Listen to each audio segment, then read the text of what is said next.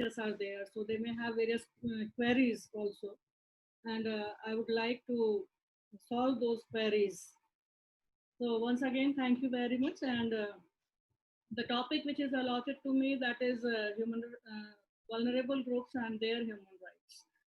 Now we know that we are living in a country which is governed by rule of law, and in that rule of law, constitution being the supreme law of the land, and the basic thread through which that constitution governs is the social justice as well as the principle of equality. Now, in that equality principle, when we say that there exist certain groups which are said to be vulnerable, then really it is something on which we have to discuss, we have to talk, we have to talk about. And we know that all the human beings are equal, but some of them are subject to exploitation and discrimination. And because of this exploitation and discrimination, they are called to be vulnerable or susceptible. And the task of identifying those vulnerable groups is not very easy, because there are multiple and complex causes of vulnerability, and because of the different layers which we find that one cannot be analyzed in isolation, there are various issues and there are various factors in which we can say that these vulnerable groups are available in the entire world. So the prominent factors or the causes on the basis of which we can say that these are the individual groups or these are the particular individuals who are being discriminated and can be categorized as the vulnerable. So there are different structures in the society. There are different factors in the society, and we can categorize them on the basis of their age, on the basis of mobility, on the basis of poverty, various stigma that is their discrimination which they are facing, on the basis of the gender, on the basis of their caste. Then again, some vulnerable groups may be regarding their bodily infirmity, their disability, disease, like this HIV positive persons. They are also making a group of the vulnerable class because they are also being discriminated in the society.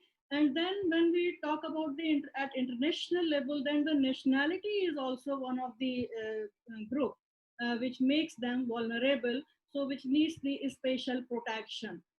So far as the human rights of these vulnerable groups are concerned, to protect the human rights of these groups, the United Nations and its special agencies, NGOs, they have taken lead, and they have come forward with various programs and various, we can say, declarations, treaties, etc. They have taken all these groundbreaking work and come out with the original work for the benefit, for the protection of the rights of these vulnerable groups. So at international level, we find a lot many conventions which have been adopted by the United Nations in order to protect the human rights of these vulnerable groups persons or various categories of the persons who are being discriminated. And nationally, as I told you, we find that in India there are some other groups also which are categorized in the list of the susceptibility. Those are scheduled caste and scheduled tribes persons, then besides being women, aged, disabled. So these are their sexual minorities is also one of the group which is a part of this vulnerable group. So they face multiple difficulties due to their multiple individualities, their identities and their different characteristics. They all make them vulnerable. For example, if I tell a case that in a patriarchal society like ours in India, an 80 aged, HIV positive, disabled women. Now, as I told you that there are different types and different categories of the vulnerabilities. So if I'm talking about a women herself is coming under that vulnerable group. Now, suppose if she is having HIV positive, another vulnerability is added. If she is aged in, and then another vulnerability is there with that woman.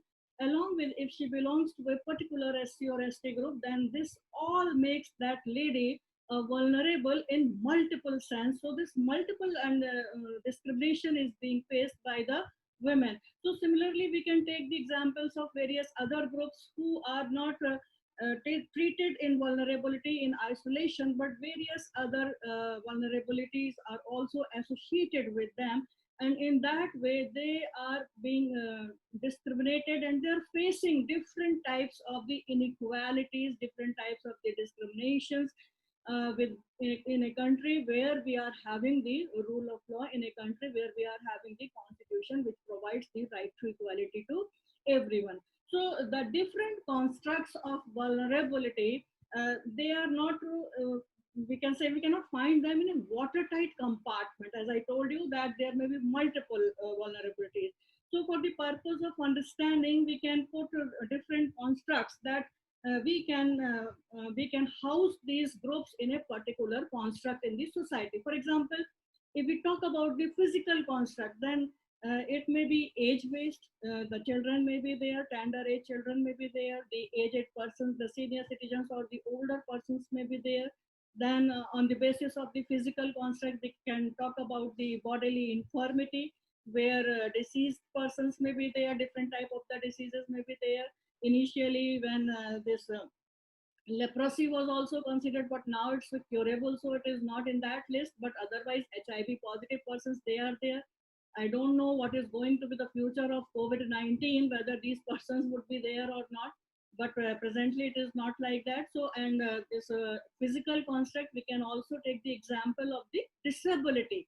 So, the person who is disabled naturally because of his physical or his or her physical construct, he is vulnerable and is liable to be, and he's being discriminated in the society. So the physical construct may be divided into age-based construct or bodily infirmity. Then another point which we can discuss is about the social construct. And in that social construct, we can again make it the basis of the gender.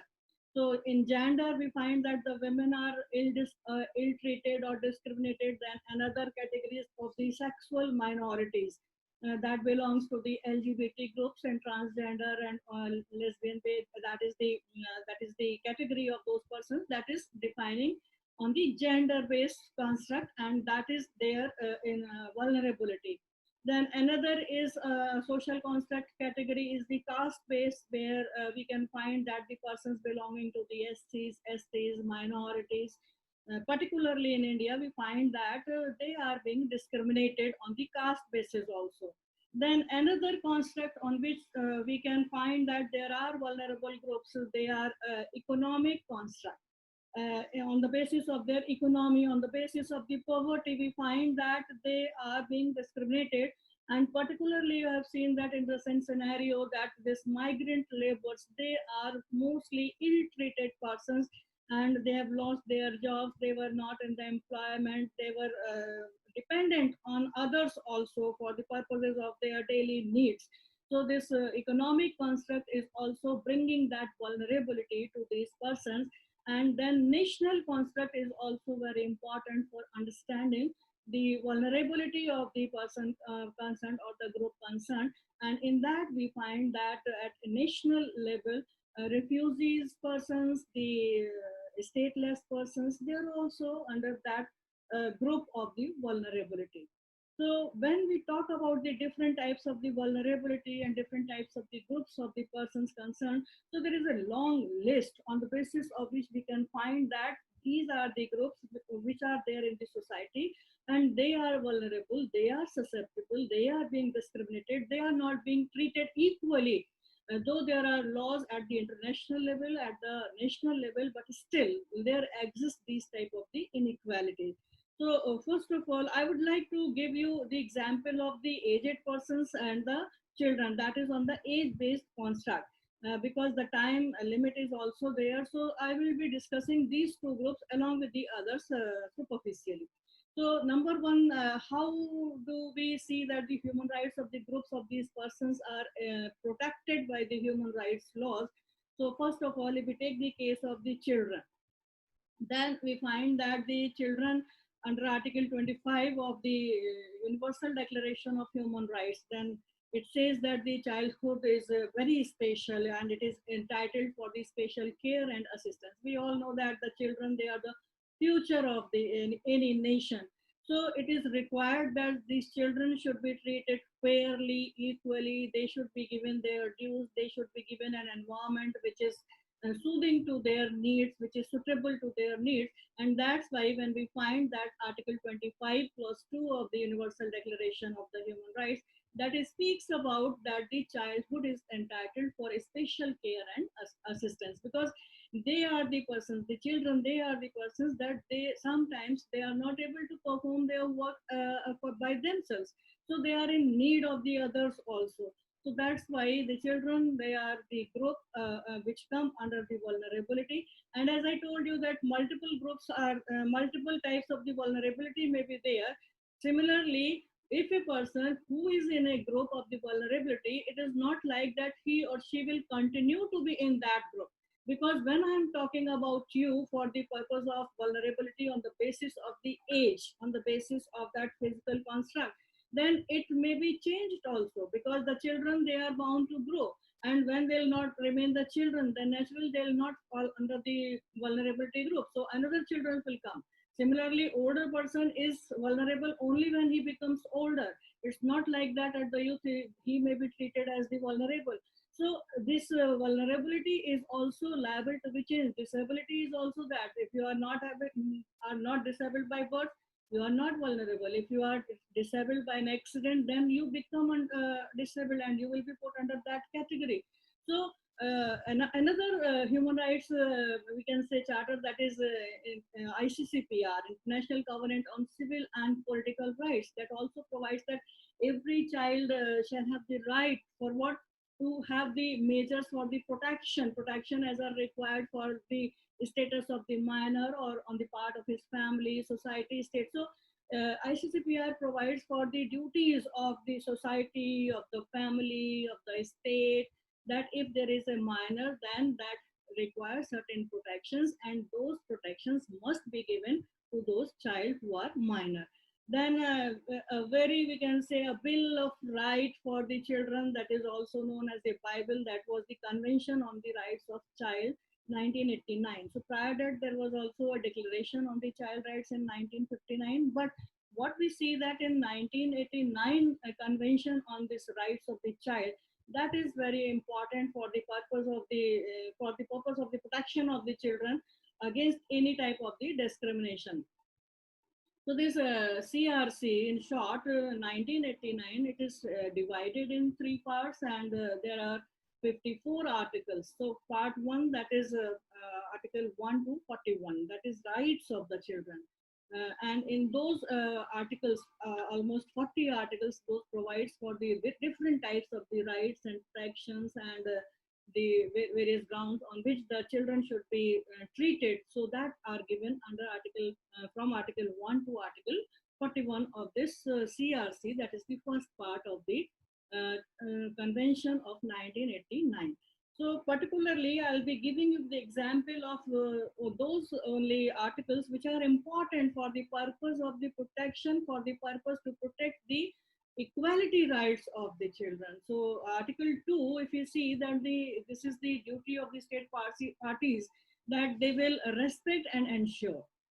What they will respect and ensure? They will respect and ensure that the child have not been treated with discrimination. There will not be any discrimination of any time, any type. So irrespective of that, the parents of the child, irrespective of the legal guardianship of their child, or whatever the race, whatever the color, sex, language, religion. So there are various grounds on the basis of which the child can be treated with discrimination. So this is the first part of this article clause, Article 2, 1 of the CRC, which says that this is the duty, this is the state party's duty, that they will respect and ensure there will not be any discrimination on the ground of the race, color, language, etc., etc., of whom? Of the parents, of the legal guardians, or the place of birth, disability, whatever is to be there, they will not be discriminated.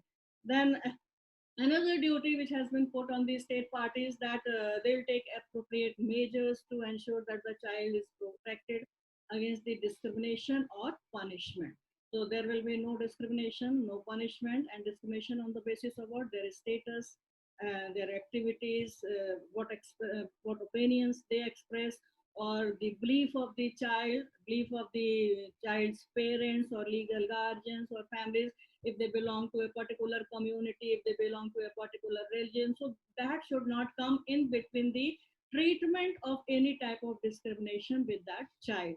So this is Article 2. Then Article 3, that is also very important for the purpose of protecting the child rights, and that is further we can see divided in three parts. So in Article 3, Clause 1, that says that in all the actions of that are concerning with the children, so whether they are undertaken by the public or by the private social welfare institution or courts or administrative authorities, as well as the legal bodies, so they have to take the best interest of the child, and that should be their primary consideration. So whether it's a court, administrative agencies, or legislative bodies, whatever be there, so this would be their duty, this would be their work, so that they have to ensure they have to take this work for the interest, or which is to be said to be the best interest of the children concerned.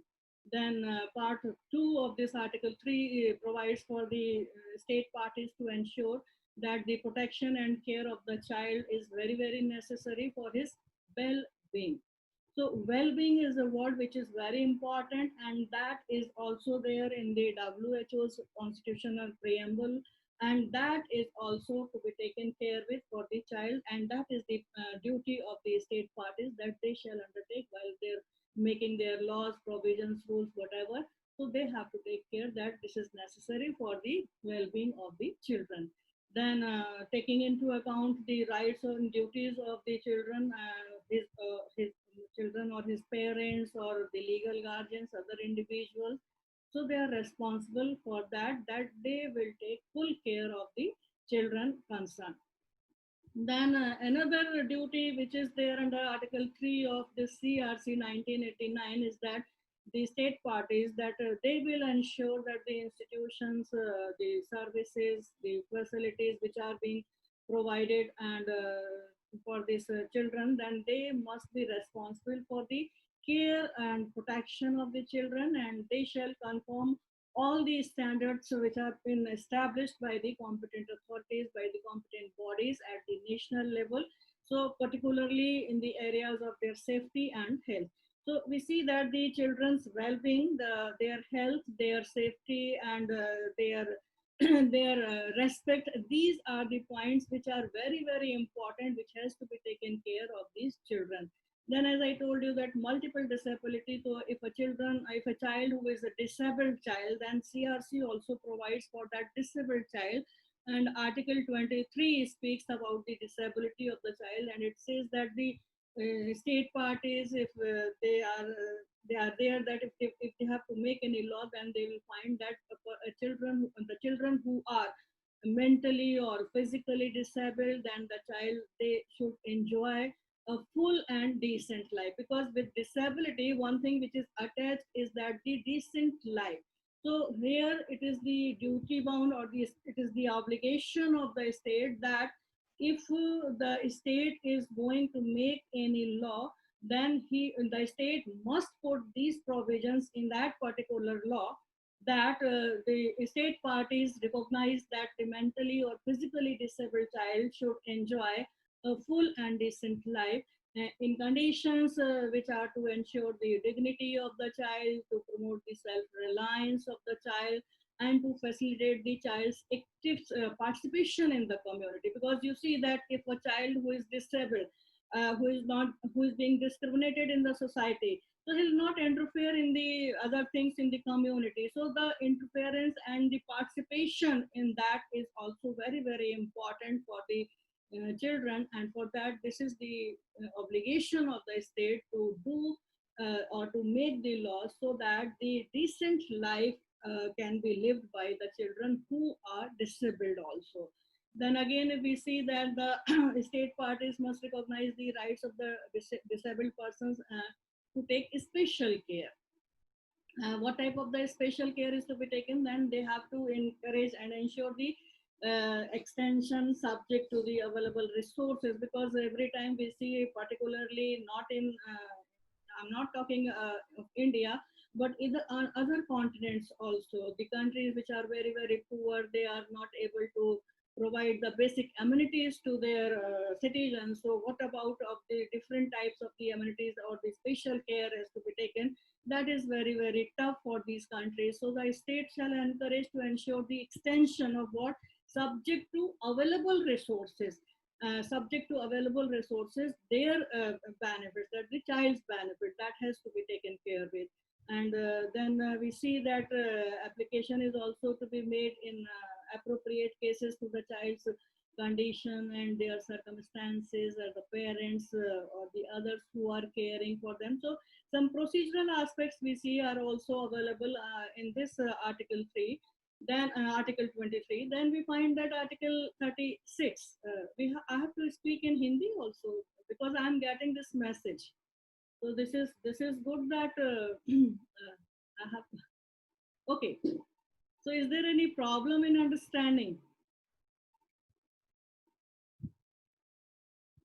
Well, I'll be taking this as as a direction is given to me by the coordinator also, that I must speak in Hindi. Okay. तो जैसा कि मैं बात कर रही थी आपसे CRC की, जो चाइल्ड राइट्स कन्वेंशन है, उसकी मैं आपसे बात कर रही थी, और बच्चों को जो एक एज बेस्ड कैटेगरी में रखा गया है, उसके अंतर्गत उनको किस तरीके से उनकी प्रोटेक्शन किया जाए, उनका संरक्षण किया जाए, उनकी केयर की जाए, इसकी ड्यूटी जो लेजिस्लेटिव बॉडीज हैं उनकी भी है, एडमिनिस्ट्रेटिव एजेंसीज हैं उनकी भी है, कोर्ट्स की भी है, और साथ ही साथ उनके पेरेंट्स की भी है। डिसेबल्ड चाइल्ड जो है उनके लिए स्पेशल प्रोविजन आर्टिकल 23 में CRC में किया गया है, जो मैंने अभी आपके साथ डिस्कस किया। इसके साथ ही साथ अगर हम बात करते हैं आर्टिकल 36 के, अनुच्छेद 36 जो CRC का ही है, उसमें भी उनको स्टेट पार्टीज को ये ऑब्लिगेशन है कि वो ये बच्चों के राइट्स को प्रोटेक्ट करेंगे, और किसी भी तरीके का अगर एक्सप्लॉयटेशन है तो वो एक्सप्लॉयटेशन को नहीं होने देंगे। बच्चों के साथ जो उनका वेलफेयर है वो सबसे बड़ी चीज होगी। That is very important, and Article 36 is like that the state shall have to protect the child interest in all forms of the exploitation which are prejudicial to the child's welfare.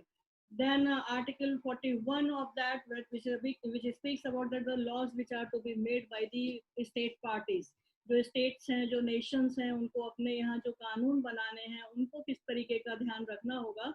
तो उसके लिए भी ये जो CRC के जो अपने guidelines दिए गए हैं, जो अपने कन्वेंशंस के प्रोविजंस हैं, उनके अंतर्गत वो किस तरीके से अपने लॉज बनाएंगे, इसको ध्यान में रखते हुए लॉ बनाने पड़ेंगे। सो this is article 41 which confers this obligation on the state to make the laws, to put the provisions of the CRC, जो CRC के जो प्रावधान हैं, जो चाइल्ड राइट कन्वेंशन के प्रावधान है, उनको अपने नेशनल लॉज में रखने के लिए ऑब्लिगेशन है। जो स्टेट पार्टीज हैं, जो सिग्नेटरीज हैं, जिन्होंने उसको रेटिफाई किया है कन्वेंशन को, उनको अपने देश के कानून में उन सभी लॉज को, उन सभी प्रावधानों को रखना है। जैसा मैंने आपसे डिस्कस किया, जो पार्ट 1 CRC का है वो अपने आप में 41 आर्टिकल्स हैं, और उसमें इन सभी चीजों को बताया गया है कि किस तरीके से बच्चों के अधिकारों को आगे लाया जाएगा, उनको प्रोटेक्शन दिया जाएगा, उनके वेलफेयर के लिए, उनकी सेफ्टी के लिए,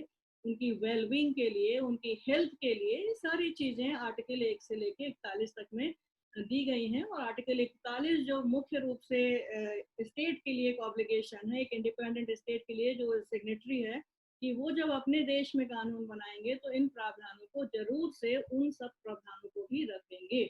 So this is part 1. Then we come to part 2 of this CRC, which is from Article 42 to 45, and this is the procedural part of the CRC regarding the constitution of different committees, their tenure, the election, work की ये जो second part होता है किसी भी convention का, basically अगर आप international level पे देखें तो वो जो international convention का ये part होता है, procedural part है।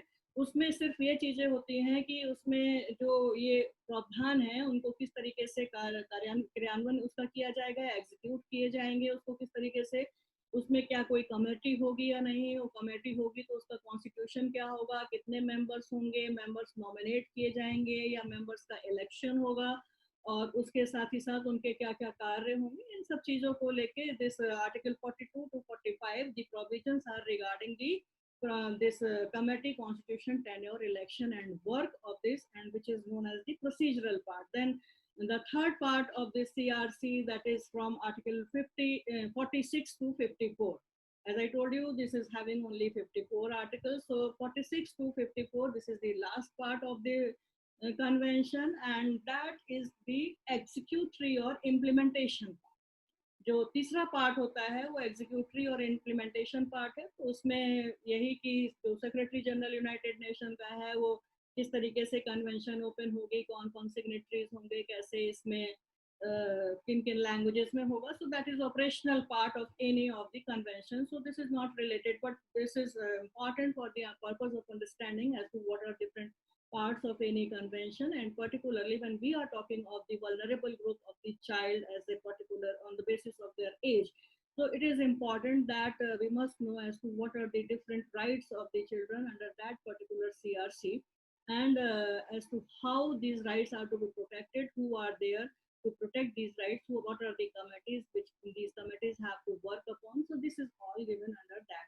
So besides that, as I told you, that the second part which speaks about the committees on the child's rights, so there is a committee on the child rights, and that is having the members from the independent nations. Independent members are there, and they give their recommendations, suggestions on different types of the rights which are there, and if there is any case, then again they have to recommend accordingly. So besides this CRC, there are 3 optional protocols also for the child rights, and those are of 2010 and 2011.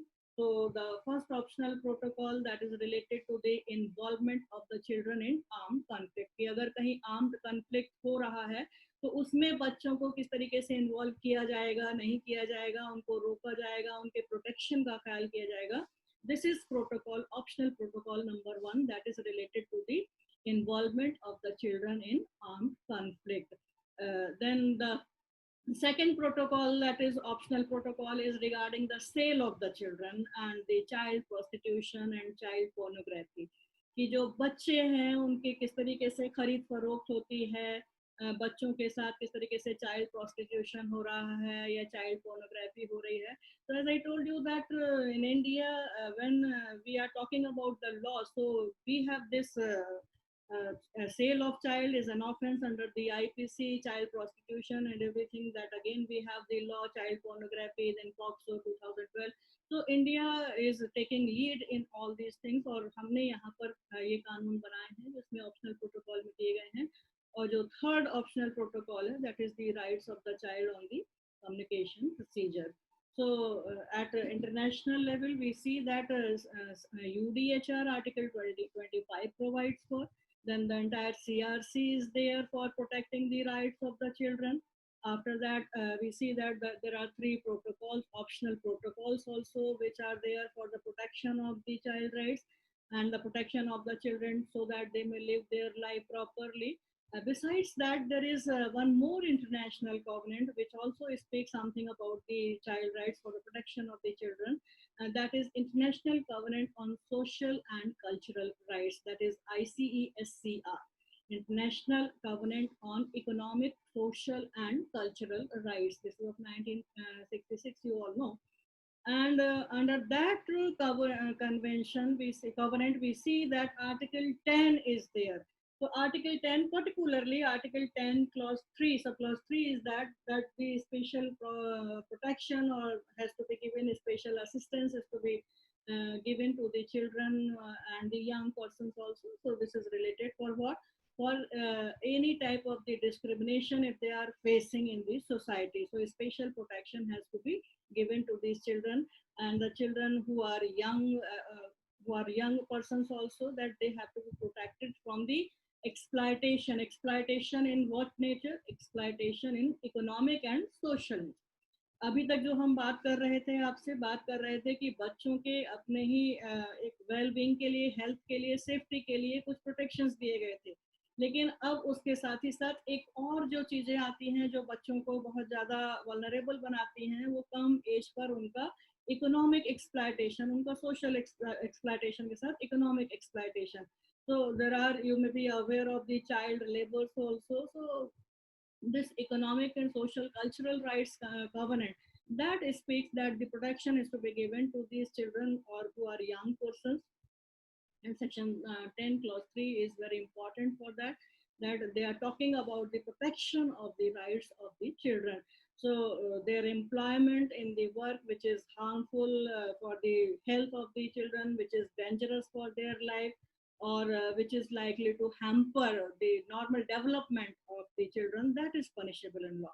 So this is what is there in this international covenant on economic, social and cultural rights, कि अगर वो बच्चे अपनी as के accordingly उनसे जो काम नहीं लेकर उनसे ज़्यादा काम लिया जा रहा है, उनके लाइफ के लिए वो डेंजर हो रहे हैं, या उनकी जो नॉर्मल डेवलपमेंट होता है बच्चों का वो नहीं हो पा रहा है, तो ऐसी स्थिति में ये जानना जरूरी है कि उनको किस तरीके से रोका जाए और इस पे कैसे कानून बनाए जाएं, कैसे लॉ बनाए जाएं.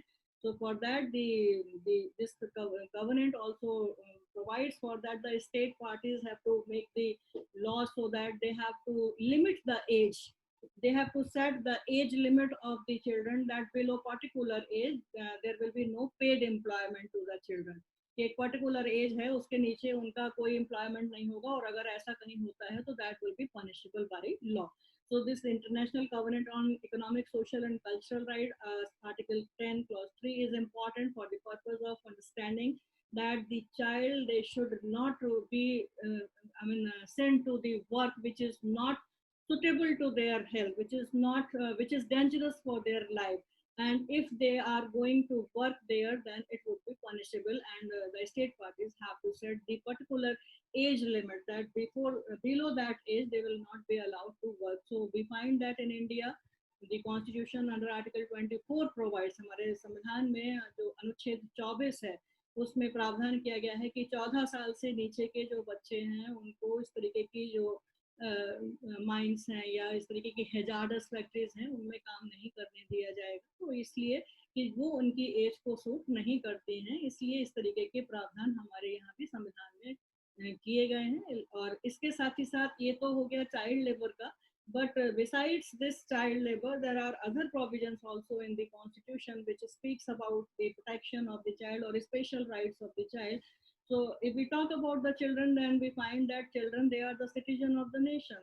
बच्चे भी राज्य के नागरिक हैं, तो जो नागरिकों को अधिकार मिले हुए हैं वही अधिकार इन बच्चों को भी सभी को मिले हुए हैं. और उन अधिकारों में अगर हम बात करते हैं तो सबसे पहले हमें ध्यान आता है अनुच्छेद 14 का. The Constitution under Article 14 provides for right to equality. So everyone is equal in front of the law. Law की आंखों में हर कोई समान है. But because they are children, so special provision have been made for the children under Article 15 Clause 3. 15 का जो 3 है वो ये special provisions for children बनाए जा सकते हैं. स्टेट को ये पावर देता है 15(3). Not only children but women also, but because we are talking about the children, so we find that article 15 clause 3 confers the power on the state to make special provisions for the children, and under that special power we have in India many legislations which are basically for the child. Then article 21 life and liberty की बात करता है. Everybody must be aware whether he or she belongs to law field or not, that article 21 is equally available to all the persons. And then we find that article 21A, article 21A is important for the purpose that speaks about the right to education. Right to education, which was not a fundamental right when we have adopted our constitution in 1950, particularly 26 November 1949. But this is a latest insertion in the constitution by 86th amendment. 86th amendment 2002 का जब आया तो उसके बाद इसमें right to education की बात कही गई article 21A में. And I'll be speaking on right to education after this lecture, so I'll focus more on that article at that time also. But for the purpose of the children, for their protection, for their nourishment, everything, this is important that the children have the right to education under the Constitution of India also. Then child prostitution, that is again banned under Article 23. The laws are there, and Article 29 also speaks about the this protection of the rights of the minorities. So as I told you that the legal guardian parent, they may belong to any religion, they may follow any custom, they may be coming from any background. तो अगर वो किसी minority group को भी belong करता है बच्चा, तो उसको भी अपने अधिकार मिले हुए हैं. So this is all we find there as a fundamental right. Then besides fundamental rights, we find that constitution under part 4. Part fourth जो है कॉन्स्टिट्यूशन का, वो directive principles of state policy है, राज्य के नीति निर्देशक तत्व. And the persons who are coming from the legal background, they must be aware that these are the principles which are not enforceable in the court of law, जिनको हम court में जाके उसकी हम रेमेडी नहीं ले सकते हैं डायरेक्टिव प्रिंसिपल्स की. But we find that there are a number of judicial interpretation where the courts have interpreted this fundamental rights as well as the directive principles in such a way so that these have come as the rights to the person concerned. तो उसी में अगर हम देखते हैं तो जहाँ पे directive principles हैं, so these directive principles, though they are not enforceable in the court of law, but nevertheless they are the fundamental for the governance of the country. ये enforceable तो नहीं है, लेकिन फिर भी ये वो principles हैं जो किसी भी हमारे नेशन के लिए, हमारे गवर्नेंस के लिए बहुत ही ज्यादा फंडामेंटल है, मूल है और बहुत आवश्यक है. यहाँ तक कि जब डिबेट हो रहा था तो अंबेडकर जी ने कहा कि अगर इन प्रिंसिपल्स को ध्यान में रख के सरकार कानून नहीं बनाएगी तो ये 5-5 साल के इलेक्शन होते हैं, अगले इलेक्शन में ये वापस लौट कर नहीं आएंगे अगर इन्होंने इन राइट प्रिंसिपल से काम नहीं किया. तो जरूरी नहीं है कि ये एनफोर्सेबल हो, इनको कोर्ट के जस्टिसेबल हो, इस पर काम करना हर सरकार का मुख्य कर्तव्य होगा. So these are those principles, these are the obligations. अगर आप कॉन्स्टिट्यूशन को उठा के देखें, संविधान का जो भारत का संविधान है वो उठा के देखिए, आर्टिकल 37 से 51 तक. 36 तो बेसिक है जो स्टेट की बात करता है, लेकिन 37 आर्टिकल से लेके 51 आर्टिकल तक अगर आप उठाकर देखें तो जो लैंग्वेज यूज की गई है, that is the state shall. State has not been given any discretion. State को कोई विवेक नहीं मिला हुआ है कि वो करे या ना करे. The state shall do, the state shell provide, the state shell act. इस तरीके की भाषा का इस्तेमाल किया गया है आर्टिकल 37 से 51 तक. पार्ट 4, ये वो पार्ट 4 है जिसमें हम बात कर रहे हैं कि जहां पर कोर्ट में जाके रेमेडी नहीं ली जा सकती, लेकिन स्टेट करेगा.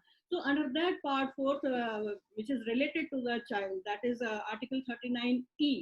जो 39 clause E है वो बात करता है कि जो स्टेट है वो क्या करेगा, वो अपनी पॉलिसीज को इस तरीके से बनाएगा, इस तरीके से डायरेक्ट करेगा अपनी पॉलिसीज को, so that they may secure the health and strength of the children of the tender age. जो टेंडर एज के चिल्ड्रन हैं उनकी हेल्थ को और उनकी स्ट्रेंथ को सिक्योर करने के लिए पॉलिसीज बनाएगा, प्रोग्राम बनाएगा, so that the children, they are not be forced to work in those factories, in those works which are not suitable. Economic necessity के आधार पे, अपनी आर्थिक जरूरतों के आधार पे छोटे बच्चे जो टेंडर एज के हैं वो वहां पर इस तरीके से काम के लिए ना झोंक दिए जाए, ना आगे उनको फेंका जाए कि जिससे कि उनकी अपनी हेल्थ और उनकी अपनी जो स्ट्रेंथ है, उसकी सिक्योरिटी है, उस पर कोई नुकसान हो.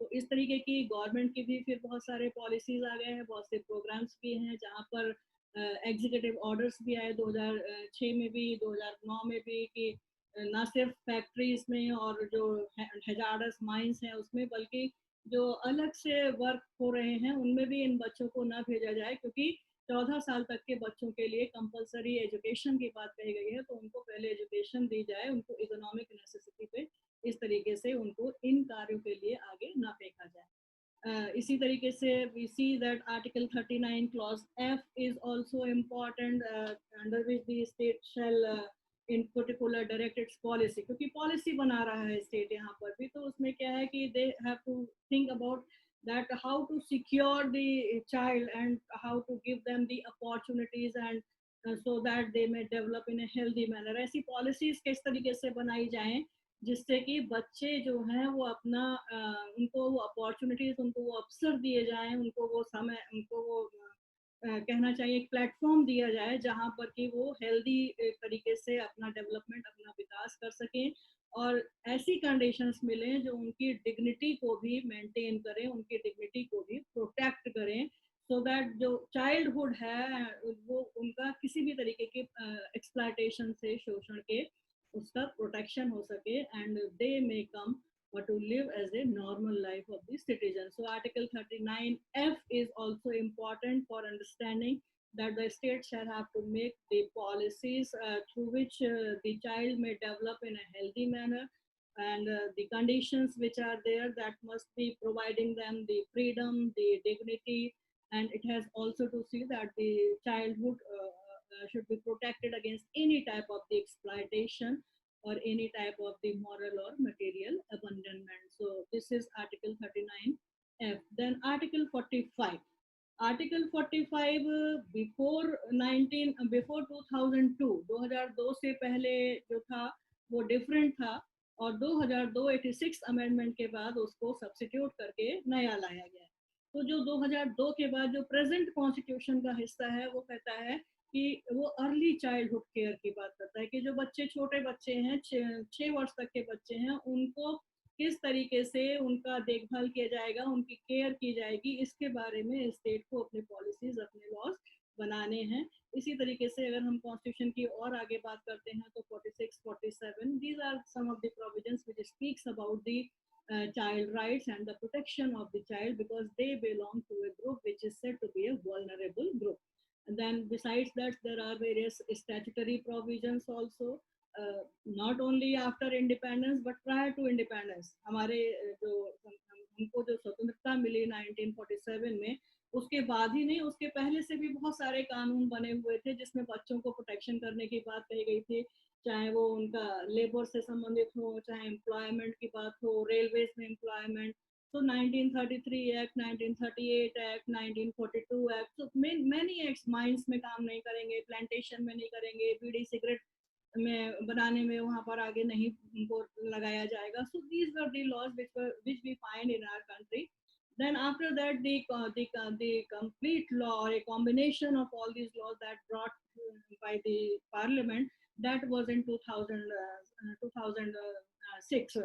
That is of this child right protection of labor protection, prohibition and regulation, child labor prohibition and regulation act, जिसको 2016 में कंप्लीट ओवरहॉलिंग करके उसको और ज़्यादा मजबूत बनाया गया. Then again we see that in 2012 the parliament has come with this POCSO. ये जो POCSO का था कि जो protection of the child from the sexual offences था, जो बहुत एक देखने में आ रहा था कि छोटे छोटे बच्चों के साथ किस तरीके से सेक्सुअल ऑफेंसेस हो रहे हैं, उनको किस तरीके से रोका जाए. तो उसके लिए भी 2012 में एक कानून आया which was recently amended in 2019, जिसको 2019 में अमेंड भी किया गया है. So the basic purpose is that the child, their rights should be protected, their health has to be taken care, their well-being is to be seen. At the same time, their security has to be managed. They have to be allowed with all these rights which are available to every citizen, and they will be protected. They will be treated equally. They should not be coming under any. They should not be, forced to go into any jobs which are there for the economic necessity, जो उनको जरूरत हो रही है, इस तरीके से उनके साथ नहीं किया जाए. Then we find that Juvenile Justice Act was also there, 1986 में आया, उसके बाद 2000, 2006 and बाद में 2015 का जो हमारा Juvenile Justice Act है, they are treating with two types of the children. One, the child in need of care and protection, and child in conflict of the law. तो जो कॉन्फ्लिक्ट ऑफ लॉ है वो तो जो अगर कोई उन्होंने अपराध किए हैं, कोई काम किए हैं, तो उस तरीके से उनके प्रोटेक्शन किस तरीके से किया जाएगा, उनको किस तरीके से अलग से जुवेनाइल हाउस में रखा जाएगा, उनको किस तरीके से रिफॉर्मेशन के अंदर लाया जाएगा, ये उसकी बातें करता है. और जहाँ child in need and care and protection की बात है तो उसके लिए चाइल्ड शेल्टर होम्स बने हुए हैं, उनमें रखा जाएगा. स्ट्रीट चाइल्ड्स आर देयर, वो भी हैं, ऑर्फन चाइल्ड्स भी हैं. तो जो अनाथ हैं बच्चे जो स्ट्रीट पे सड़कों पे घूम रहे हैं, उनके लिए किस तरीके से प्रोटेक्शन किया जाएगा. This is all being done by the parliament, by the state, by the government here in India. just because it is the party to the CRC's Child Right Convention 1989, which provides under Article 41 that they have to make their national laws so that to incorporate the provisions of this particular convention. उसी के तहत हम देखते हैं that in India we have the National Commission for the Protection of the Child Rights Act 2005, और उसके बाद 2007 में एक चाइल्ड राइट कमीशन भी इंडिया में बना है. देन पर्सनल लॉज में भी अगर हम देखें तो पर्सनल लॉज और क्रिमिनल लॉज हैं, वो भी सब हमारे यहाँ बने हुए हैं, जो बच्चों को अलग अलग तरीके से कहना चाहिए कि प्रोटेक्शन की ही बात कर रहे हैं. तो we see that working at the young age has many adverse and direct consequences. अगर हम कम एज पे इस तरीके से बात करते हैं या काम करते हैं तो उसके बहुत ही बैड कॉन्सिक्वेंसेस, इल कॉन्सिक्वेंसेस हो सकते हैं. तो सबसे बड़ी बात यह है कि बच्चों का अपना राइट टू एजुकेशन खत्म हो जाता है, उनकी चाइल्डहुड नहीं रह जाती. They have a right to play also, they have a right to leisure and healthy time. उनको ये नहीं है कि लगातार काम कराया जाए. अभी कोविड के टाइम में आप देखिए लगातार क्लासेस बच्चों की ऑनलाइन हो रही हैं, उनका खेलने का समय नहीं रह गया है, उनको बात करने का मौका नहीं मिल रहा है. They are just going their eyes to the screens. सभी लोग जो है स्क्रीन पर अपनी आंखें बच्चे लगाए बैठे हुए हैं कि कब कौन सा क्लास होगा, कब उन्हें क्या करना है. So this is the time और this is the age when the children they have the right to play, they have the right to have the leisure, they have the right to have the healthy growth also. So in that scenario, we say that they should be put in the because of the economic necessity, because of the other reasons in the work. So that is one of the ill consequences, or we can say one of the adverse consequence which the child are facing. But the laws are there, and child labor protection laws are also there. So ultimately, what we see that this child labor generation that we find in India, the executive orders are there, and to some extent the government policies and programs are also working besides the laws. कि किस तरीके का है. अगर शिक्षा में ही देखा जाए कि एक पर्टिकुलर एज के बच्चों को शिक्षा देनी है तो मिड डे मील भी चल रहा है उनके लिए, और भी नीतियां हैं. The purpose is that they should develop in a healthy way, in a healthy manner. So this is how the child rights are being considered. Then on the basis of age, if we talk about on the basis of age, then the another vulnerable group, that is of the older persons.